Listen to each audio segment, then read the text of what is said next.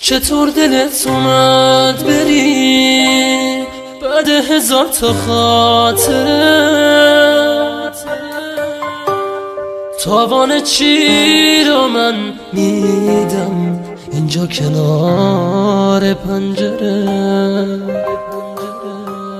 چطور دلت اومد بری، چطور تونستی بد بشی؟ تو اوج بی کسیم چطور تونستی ساده رد بشی؟ چطور دلت میاد با من اینجوری بی‌مهری کنی؟ شاید همین الان تو هم داری به من فکر میکنی. چطور دلت اومد که من اینجوری تنها بمونم؟ رفتی سراغ زندگیت، نگفتی شاید نتونم. دلم سبک نشد ازت، دلم هنوز میخواد بیای، حتی با این که میدونم شاید دیگه منو نخوای.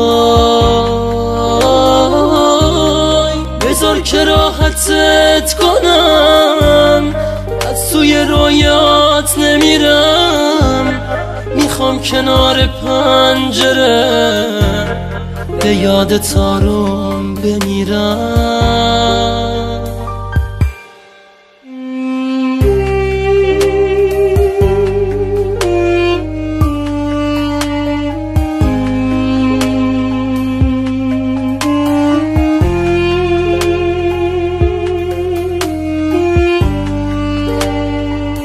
مرتضی پاشایی.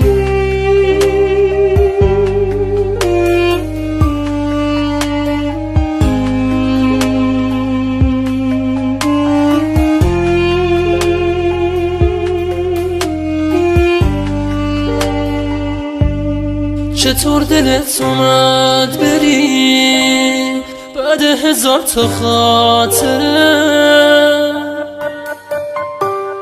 تاوان چی رو من میدم اینجا کنار پنجره؟ چطور دلت اومد بری، چطور تونستی بد بشی؟ تو اوج بی کسیم چطور تونستی ساده رد بشی؟ چطور دلت میاد با من اینجوری بی‌مهری کنی؟ شاید همین الان تو هم داری به من فکر میکنی. چطور دلت اومد که من اینجوری تنها بمونم؟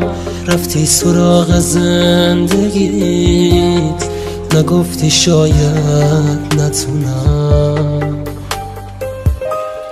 دلم سبک نشد ازت، دلم هنوز میخواد بیای، حتی با این که میدونم شاید دیگه منو نخوای.